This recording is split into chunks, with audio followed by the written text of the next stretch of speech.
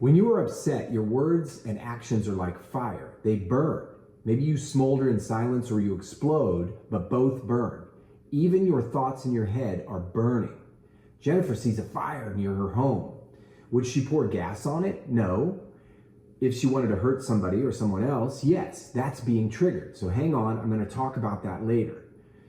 But when she's in her right mind, Jennifer doesn't want to hurt anybody, especially the people that she loves. If a wind blows on a fire, what happens? It grows. I've seen a fire jump over a river. Really, a river in Texas. So why do we pour gas and wind on a fire in our minds and let our words and actions cause suffering to others? It's called being triggered. We all trigger, but how do we get untriggered? How do you put down the gas, stop the wind, and put out the fire? Well, this is what I've helped thousands of people do over the past 20 years. So let me lay it out for you like this. Trauma is a real thing. Men, you're not a wimp if you admit that you've experienced it. If NFL players, some of the toughest and most athletic dudes on the planet, can experience head trauma, then so can you. And here's what it does. It creates burning embers in our memory. Sometimes those memories are trapped in our bodies. Imagine them as little burning embers.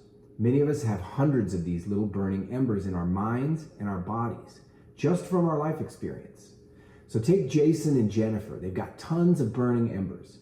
Something upsets Jason. It's like a wind blowing on one of those burning embers. Now Jennifer says something that he thinks is uncool, and his thinking is now pouring gas on this windy ember. Jason is triggered.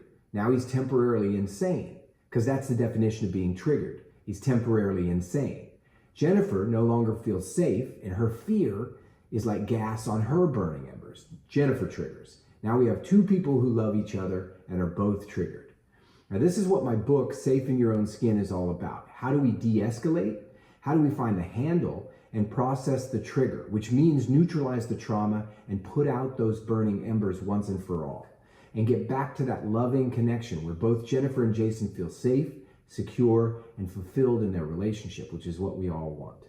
If you want more information about that, my book, my courses, or if you want to work with me one-on-one, go to schoolforomotionalwellbeing.com. That's schoolforomotionalwellbeing.com. Let's go from drama to calma, one day at a time.